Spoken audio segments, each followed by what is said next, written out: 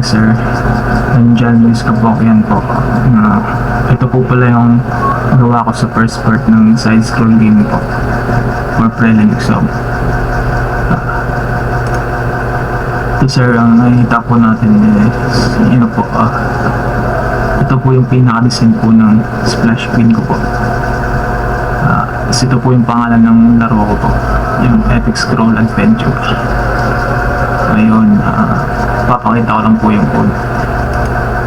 So yun sir, ginawa ko dito yung gumamit na po ako ng if statement, tapos object ng form 2, tapos yung form show,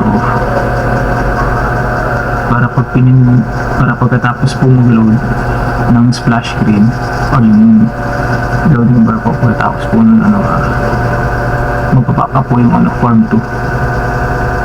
Tapos pagka-pop up po ng form 2, lalabas na po, mawawala po yung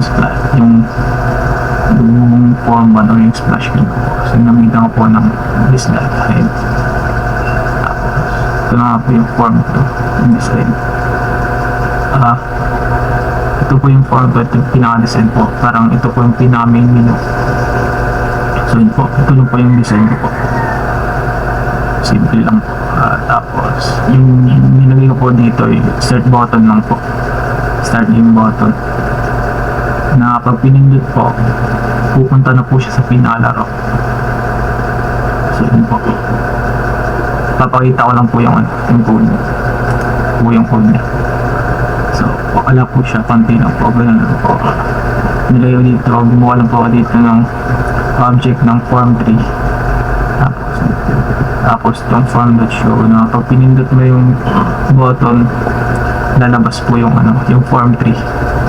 Tapos itong this dot height para mawala po yung form 2 pag lumabas na yung form 3. Yun po. Proceed po tayo sa form 3. Pinakalaro ko po. Ito po pala yung design niya.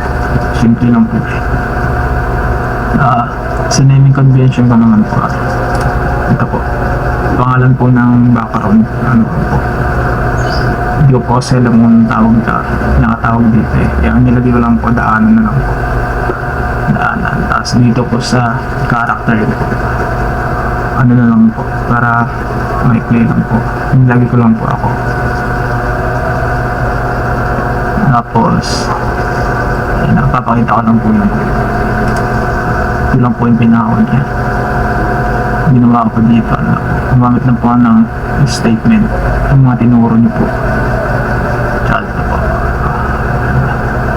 Tapos, yung ginawa ko pala dito para mas organized po siya, pinagbukod ko po pala yung sprites na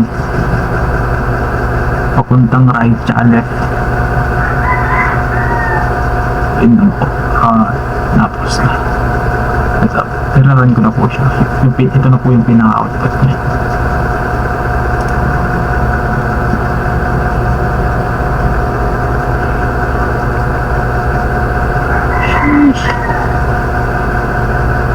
Again, and po, right, left, right. Ayun lang po sir. Thank you.